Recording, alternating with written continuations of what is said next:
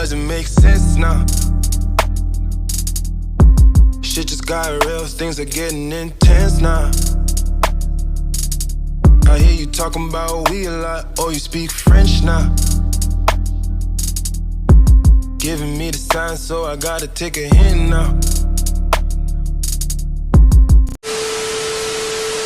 The girls that made all this slut music, the reason why all that shit is erupting and only Sexy Red is winning is because y'all not sluts. Yo, Meg Thee Stallion is fucking balling because the niggas said she gotta share that dick. Well, I thought that's what she made music about, sharing dick. Meg Thee Stallion music is literally about sharing cock. I'm a hot girl, I'm outside, I'm fucking for the bag. And now a nigga give you the reality of, okay, shorty, we're gonna give you what you want, but this dick is gonna be shared with all the bitches. Now she's crying. She's balling on stage. Bitch, didn't you rap that this what you wanted? These chicks are all lying. They're not rapping about their real lives. Carisha and them, they don't want to be real hoes. That's why I like Sexy Red. Sexy Red is a real hoe rapping about hoeing. Listen, Sexy Red is like King Von for gangster rappers. You bitches were lying about hoeing. She's hoeing. That's why we love her. We want reality. I don't care what facet. I don't want to hear these niggas rap about smoking niggas and spinning blocks. You don't even catch a charge. I want my rappers to kill niggas, man. Fuck it, man. My rappers rapping about kill niggas, man. Smoke a nigga, man. Come on. Yo, when I heard Pooh Shiesty rob Gucci, I couldn't be more excited, man. Fuck out of here. So, about this, so Klay Thompson and Megan Thee Stallion breakup, it's pretty typical, and I don't really understand what the process is of women in America, or even just women in general, to believe in monogamy, or believe that men will hold on to monogamy for your benefit. To keep you, they'll just put basically a chastity belt on their penis because they want to be with you. Now, some men, they do operate like that. Some men do actually hold on to monogamy. Unfortunately, quite a bit of those men get cheated on by their spouse or girlfriend, while they'll be loyal to their girlfriend, long-term girlfriend or wife. They tend to get cheated on, but that's a whole nother story. The thing is this, right? And it seemed kind of weird when they first started the relationship. It seemed very, very strange. The reason being is Klay Thompson is basically a suburbanite, golden child from the suburbs, raised by a white mom and a black father. Okay. Megan Thee Stallion, I think she was raised by a single mom, as far as I know. I don't really follow Megan Thee Stallion. I don't really like her music, to be honest. I definitely don't prefer her music. I do think that she's attractive. I'm not gonna say that Megan Thee Stallion is ugly. No, she's not ugly. She is highly attractive. Now, I don't like the fake body parts, and I'm not sure if Megan Thee Stallion has fake body parts. Maybe her breasts are fake. Not sure, 100% sure on that, but I'm not really invested too much to even really care about all of that. But I'll just say, for the sake of this conversation, Megan Thee Stallion is very, very attractive. Okay. Um, that being said, Megan Thee Stallion has a reputation that she's made money off of.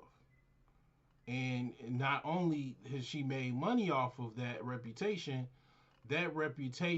of basically being a city girl, being basically a slut, is, basically music that have influenced a lot of other young women to be actually just like her. And that reputation, she made money off of that. That's her reputation. She's a rapper, a female rapper that has made a claim to fame being a promiscuous, money hungry black woman. That's literally her claim to fame. She might not like it generalized like that, but that is her claim to fame. Okay. Now, when you look at Clay Thomas, a lot of some of the younger women, or women in general that don't really watch sports or whatever, they say that nobody knew who Clay Thompson was and all of that. Clay Thompson is like, compared to Megan the Stallion.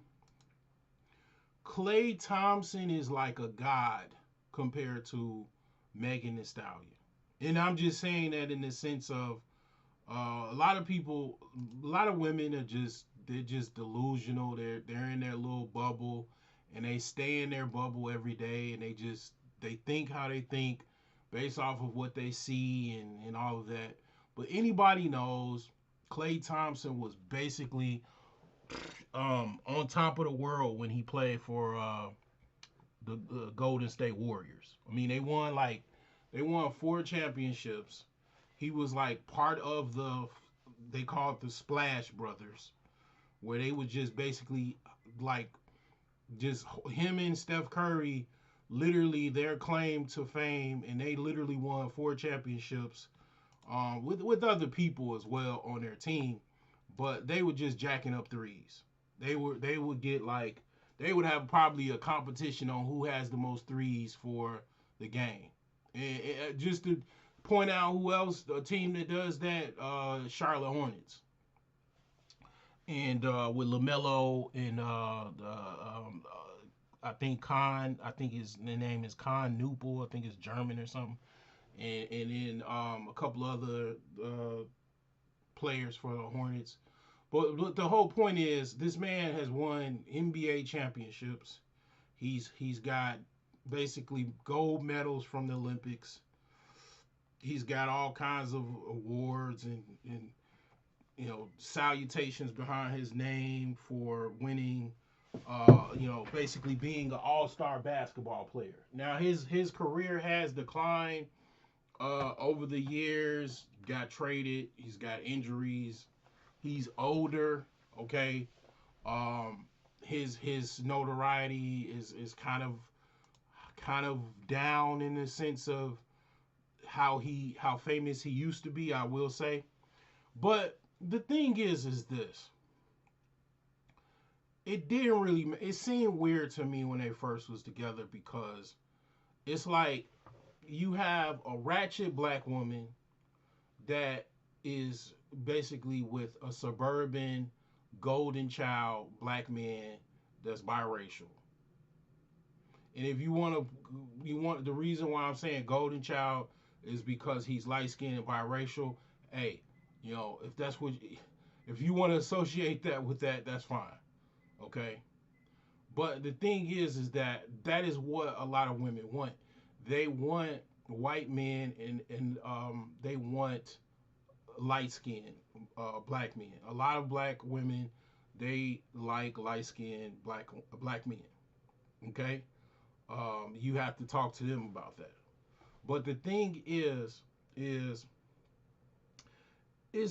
was a weird coupling out the gate, because it was like she was trying to, it seems, clean up her image, because this guy is basically, a lot of black women will say he's just a lame. Even black men will even say that. But that's just, that's what the black community looks at. The black community is the only community that looks at men that are not gangbangers, drug dealers, scammers, hustlers, criminals as basically um, men that are not in those categories are lame. So by that very notion, according to the black community, the Clay Thomas would be more aligned with the lame camp. I mean, it just it is what it is. It's it's a dysfunctional, very very um, toxic culture, but it is what it is. This is 60 to 70 years in the making. From all of the feminism, crack cocaine, welfare, all of that type of stuff. That is what that designation. That's how that was born. Okay, because a lot of people were selling drugs and a lot of people was going to jail, and if you wasn't getting involved with that, they had different names back in the day. They would call you a square or whatever like that. Now today's language is you're lame or whatever. Even though I think the younger people are not necessarily calling people lames like that, but I mean they have different words or whatever. But the whole point is he's nothing really like her. She's even the men that she's dealt with, most of the men that she's dealt with are like gangster rappers, that type of aesthetic. So, the thing is that I just didn't see it making sense other than this is attractive woman. One of the things about women that are ratchet, there are ratchet women that are attractive. Okay, they're 85, 87 octane women that are attractive. Okay, just because they're ratchet doesn't necessarily negate the fact that they're attractive. Now, that being said, I've had experiences like this before where I'm dealing with a woman that I really don't have any intentions. Even it could be a deal where we both. I'll just explain a situation that happened to me about 6 years ago during COVID. I was basically traveling to Detroit to meet a chick, and we were supposed to basically have sex and do, and it was already laid out what the game plan was. So we do. Eventually, I drove all the way to Detroit from Chicago, basically, and we did the do. She caught feelings. All of a sudden, guess what I'm doing? I'm in the mall holding hands with this chick that used to be basically an escort, a stripper escort, um, that had a pimp. That this is what she told me. And I'm all of a sudden, holding hands with this chick, putting on I'm going along with what she's going along with. Like, she wants to hold hands in the mall and all of that type of shit. And I was like, okay, I mean, whatever. It's the cost of, I guess, trying to get some sex, because in essence, that's what you paying a woman like that to be with. You paying her to not have to do all of those things. Like, you giving her money and then you having sex, and she knows no feelings, there's no attachments, etc., etc., etc. But with women, sometimes they get mixed feelings or mixed thoughts, and like, I don't know, maybe they even want to try to string you along to some type of relationship, which I never wanted a relationship. I was just there to do what I needed to do and then go about my very way. But that happens. Like, a lot of women, like, they're ratchet, and they even might have a reputation where they were at one time actually a whore, and they want to they want to, if, depending on how a man reacts to them, if you just basically are a normal guy that is not really ratchet like that, or ghetto like that, you might, give her a feeling that she can probably get over on you, or that that you want a relationship with her. You can take her out the projects or the ghetto and move into the suburbs, and have a happy family and all of that. And you could, you that could not be anything but inaccurate, that you don't want, you have no intentions of doing that. You just want to have fun, and you want to, you know get in and get out. But some guys, they play that role. Like, for me, I went back home, and then I blocked her, because, I mean, one, she was crazy. She was very, very crazy, and violently crazy. Like, she said she basically cut her cousin with a razor blade, and had an active warrant at one time, and was on the run. Like, this is what I was dealing with. This is what she told me after the fact. I didn't know all of this before. But the whole point is, some women believe, they don't believe fat meat is greasy. They believe, like, oh well, everything that I've did, and everything that I've said, and every guy that I've been with, it doesn't really matter. And everything matters. Everything always mattered. It mattered that your dad, he bust his nut, versus coming on your mom's face instead. The fact that he bust a nut inside your mom, you exist. If he just cummed on your mom's face, you wouldn't exist. Everything matters. And a lot of people act like, especially, I'll say, women, they act like everything doesn't matter. Like, my past doesn't matter. All of these things don't matter. And unfortunately, it does matter. And it's going to always matter. And the thing is like, I think if Megan Thee Stallion just played it just how her reputation is, just how her music was, she probably wouldn't have the problems of having an embarrassment, or an embarrassing um, ending to her relationship with Clay Thompson. Meaning, if she just basically maybe offered I was gonna say Kevin, Clay Thompson, like, basically some type of sugar daddy type of relate. Because, I mean, she's younger. I think she's younger than Clay Thompson. I don't know how much. But if she said, basically, I need, just kind of how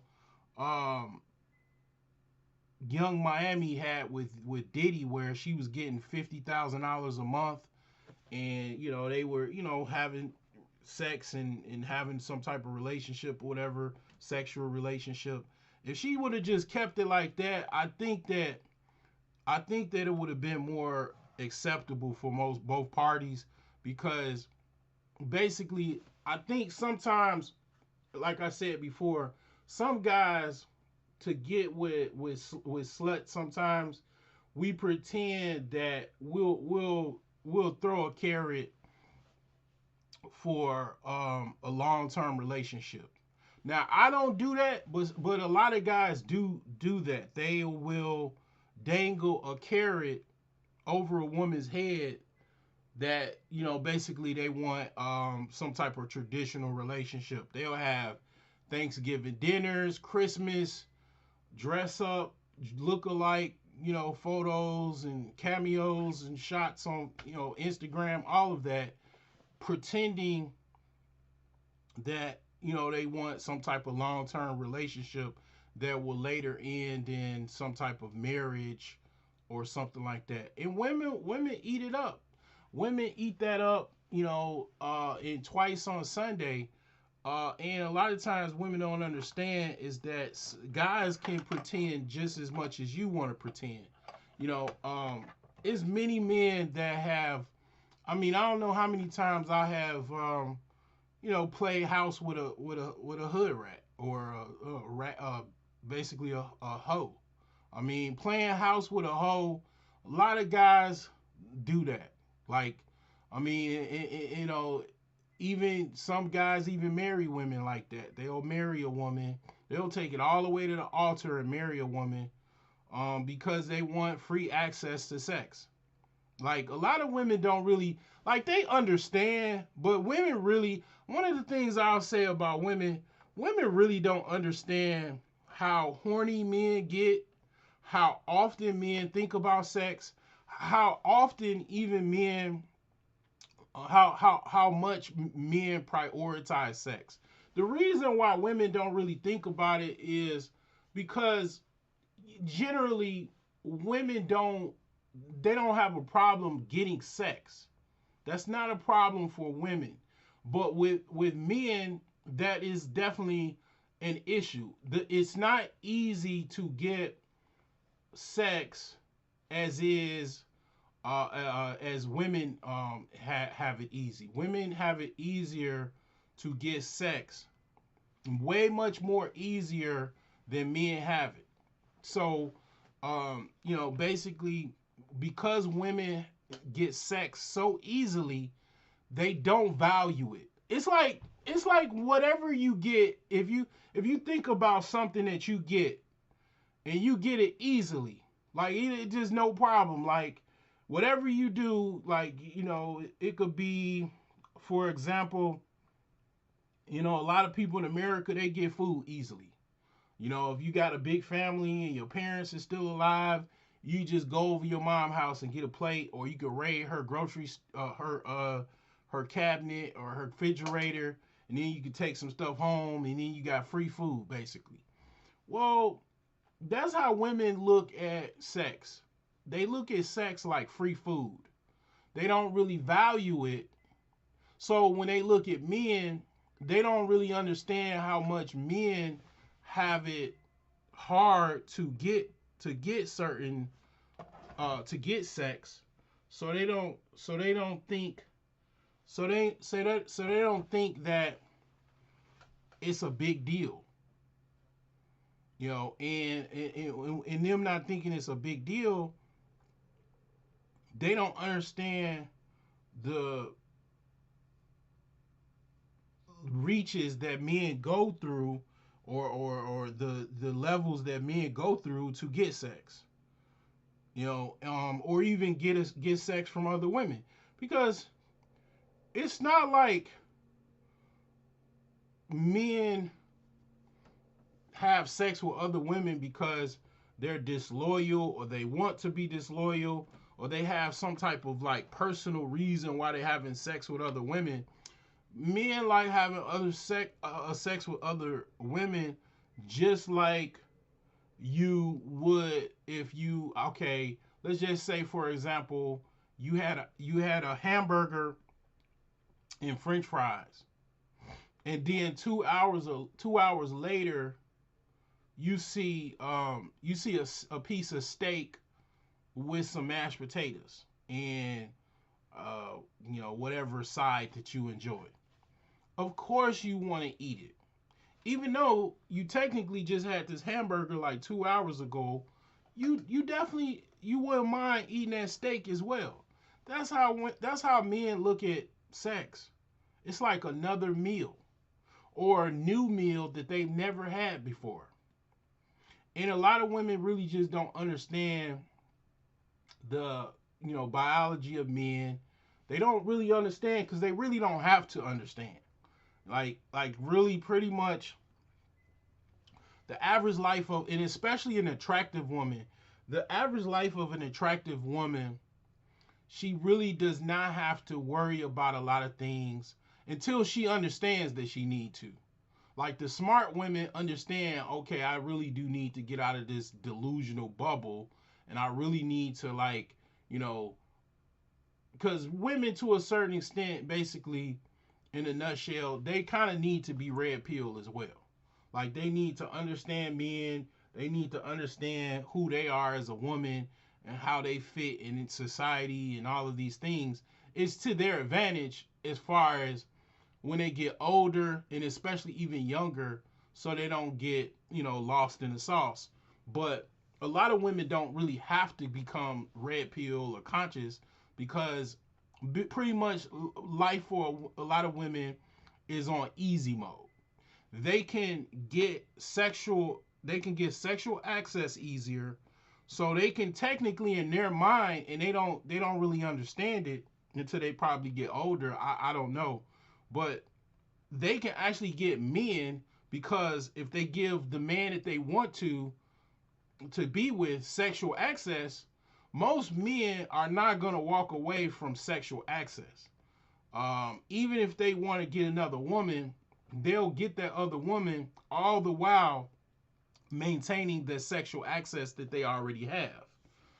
It's like basically um, women can basically not only get sexual access, they can also get a quote unquote relationship easier than the average man can. So in their mind, as far as relationships, other than the fact that they pick the wrong man when they find out when they break up and everything, they keep picking the wrong man. That is the only problem. But they can actually get that man or any sad man that they want by offering sexual access. That's why a lot of women even dress the way they dress. That's the whole Megan Thee Stallion aesthetic. They dress that way, they talk that way. That basically whore aesthetic, right? Is to attract men. Well, when you attract men for sex, any old man will tell you, old grandpa will tell you, well, that'll get the man that you might want, but dressing like a lady might get you the man that you actually need. Okay, versus, okay, I'm talking long term versus short term. But a lot of women don't really understand it until they probably old and gray or whatever. But the thing is that because a lot of women get sexual access easier than men and get relationships, that they confused in the brain to believe that because they offered this man sexual access, this man is going to be monogamous with them and treat them well and do everything for them, and that's fine. That's not how that works. That's not how life works. If you really think about it, if they really understood, if sex is going to basically keep that man, what is the difference between my sex that I'm giving him and another woman that has sex, just as much sex to offer him than anybody else? Every woman has sexual access between their legs. It's millions and billions of women. And it's like sex is not necessarily something that is very special in the sense that a man can't get it from a woman, another woman. It might be harder to get depending on the man. And it's in the case of Klay Thompson has no problem getting with other women. With men in his caliber, the entertainer, basically the 90 or the 100 octane male that is rich and famous is the top of the pyramid as far as men. So those men can get as many women as they want usually. Not all men, not all women they can get, but they can get any woman that they really pretty much want, for the most part.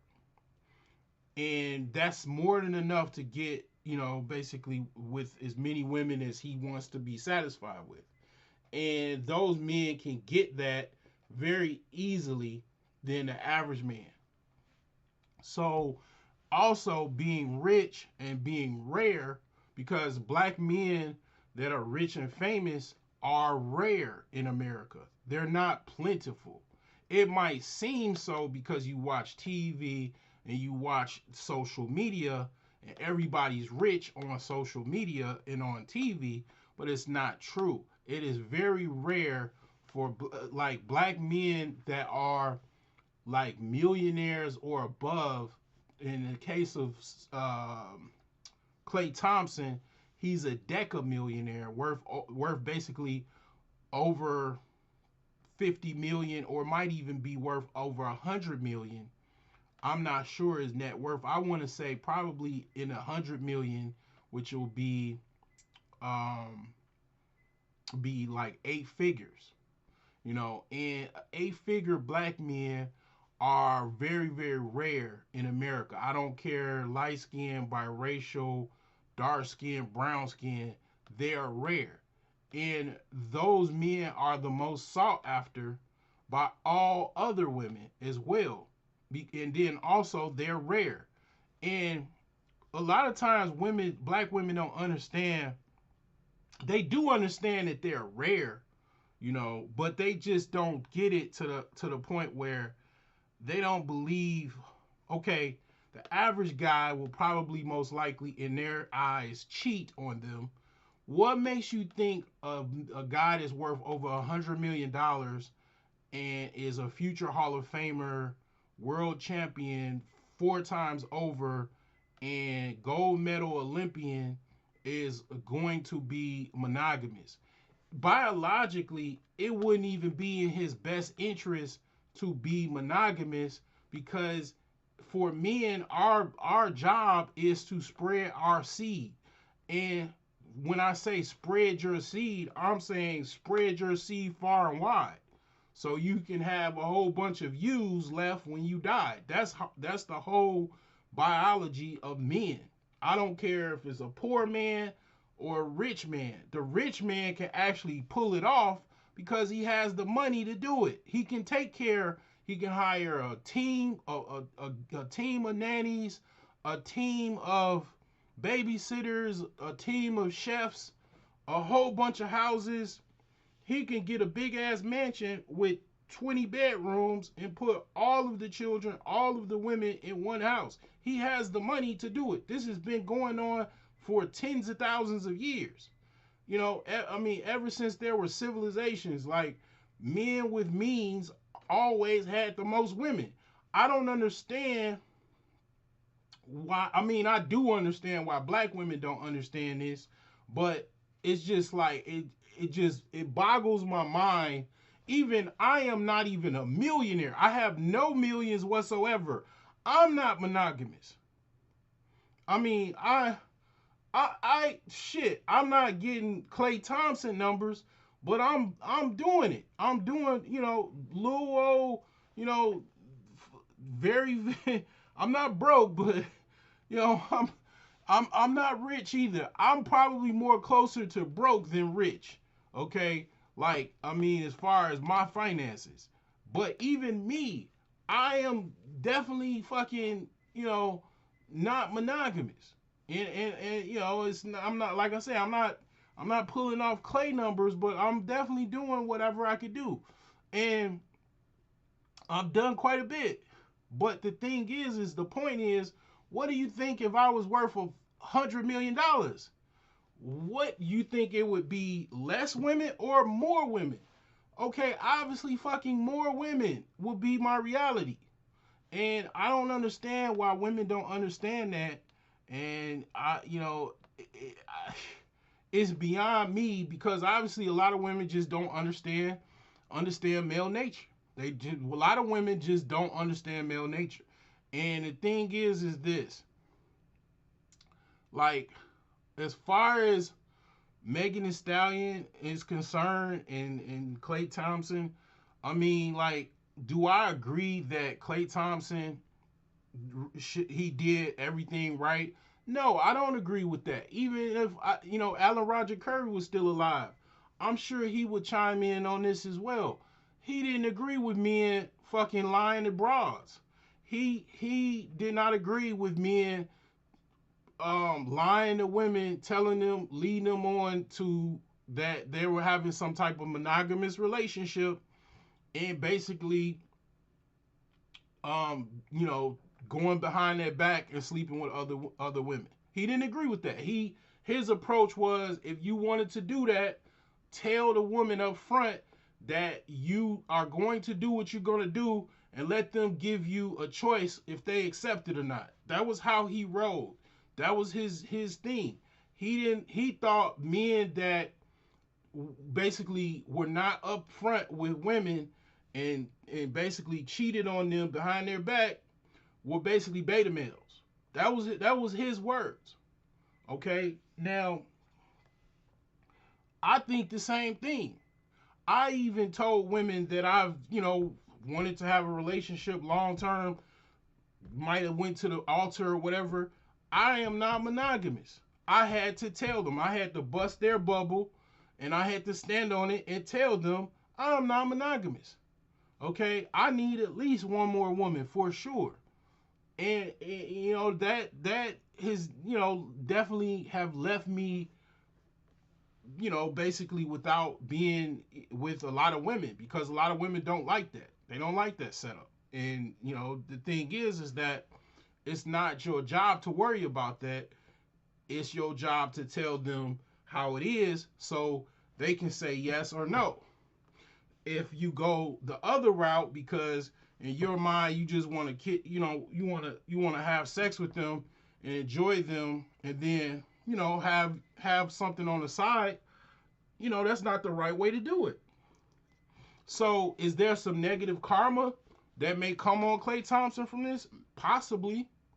But the thing is that also you can't expect, all right, you gonna just be this hot girl and tossing it up and whopping it up and being this freaky ratchet chick and you just basically just get with some suburban dude that definitely likes to cheat, which is not which shouldn't have been a big ass deal.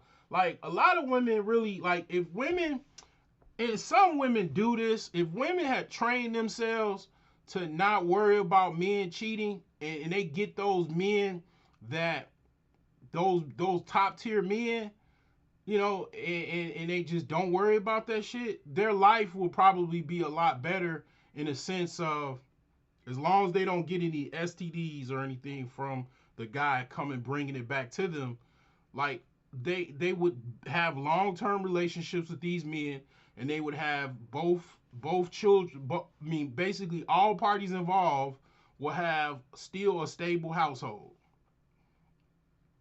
For example, to the extreme version is Tiny and T.I. They are open swingers. Like that's extreme. I'm not saying be a swinger, like y'all both cheat or whatever. I'm saying a woman that gives up her man to, and you talking about a black man that's a multimillionaire, which is rare because he fucking cheated. Okay, whoop de motherfucking do. Okay, now you gotta go find somebody else. Who else is you gonna find that's not gonna cheat on your ass? Right? Good luck. Right? And a lot of times what women do is they'll go get with a lower tier man thinking that lower tier man is gonna be this ultimate consort that's going to be loyal to them to their dying day. Here you go. Nicki Minaj, ain't nobody talking about that shit.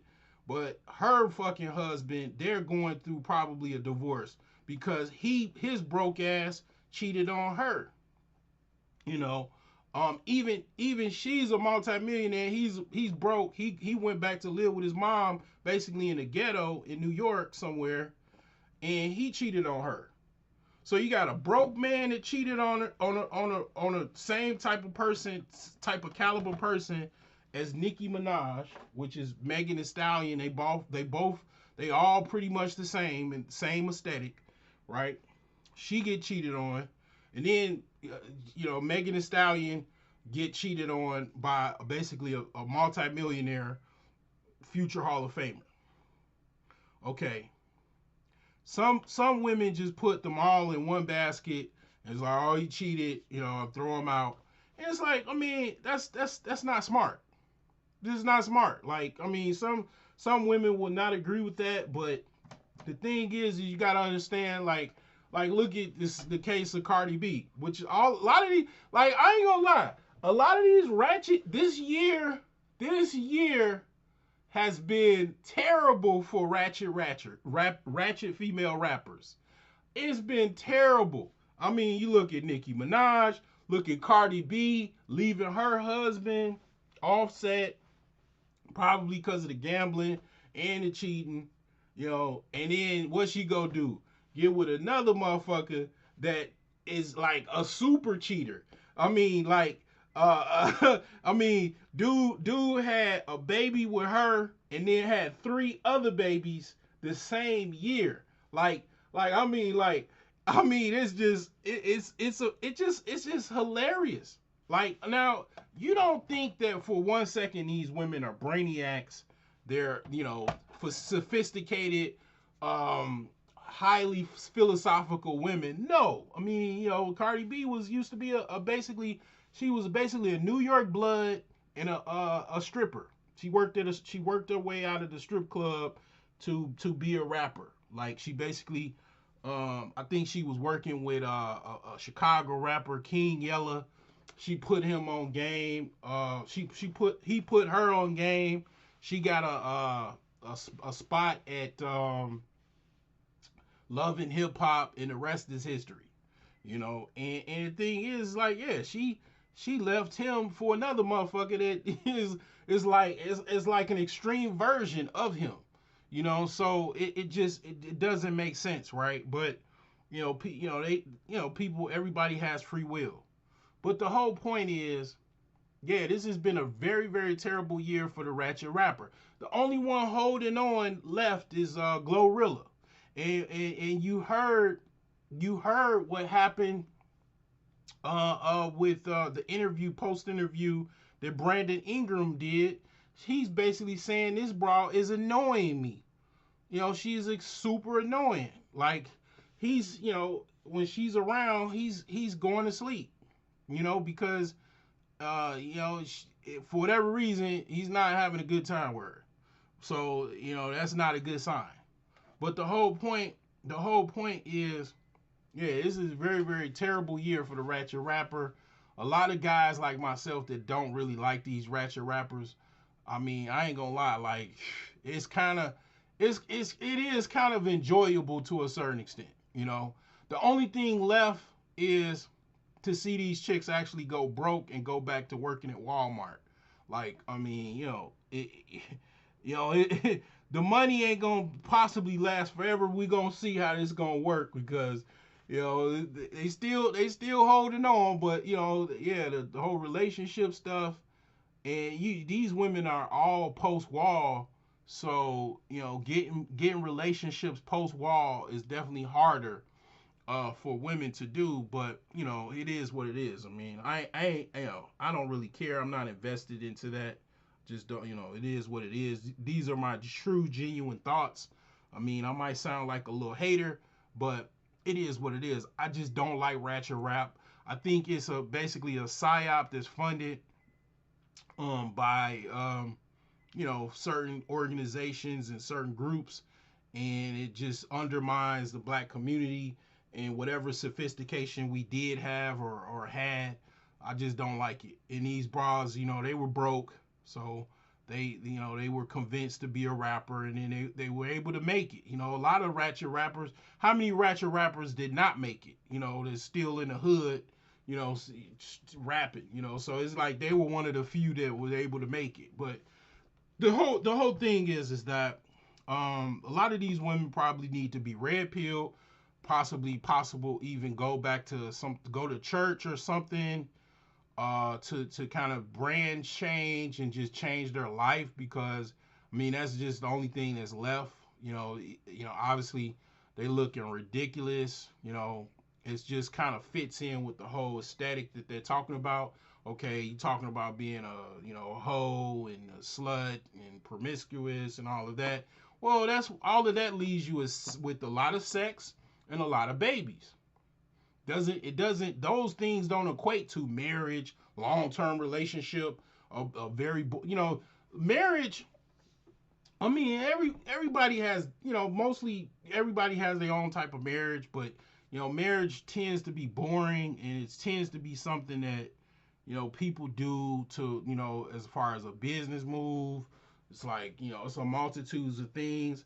and Ratchet rap does not really fit in with that. They don't, I don't think that, I don't listen to them, but I doubt that they talk about marriage and love and raising a family and waiting for your husband to go home. That's not what they're rapping about, okay? So they basically, their words um are coming alive. They're living what they rap about, and basically having terrible relationships with men that probably are sex crazed or just as sex crazed as them. It doesn't maintain a relationship. They get sex from them, and then they're gonna go get sex from somebody else. I mean, basically, you are what you talk about. You become, words become manifestations to create realities. And when you're talking about ratchet sex and getting money from men and being a hoe and a slut and all of that, well, that becomes your life. Don't be sad because your life ends up what you actually rap about. The consequences of your actions become reality based off of how you live your life, what the things that you talk about, your personification. It becomes your reality. And these women, their reality becomes real. Like they're actually, once they get out of the booth and you know the tour's over with, their life is just as ratchet as what they rap about. And even though I believe they don't want it to be, but unfortunately it is, because their life is a manifestation of what they rap about, what they talk about, and as a ratchet life, So, um, that's pretty much all I have to say on this. I mean, I don't know how many views this is gonna get or anything like that. I just had to say something about it. Um, you know, that's pretty much it.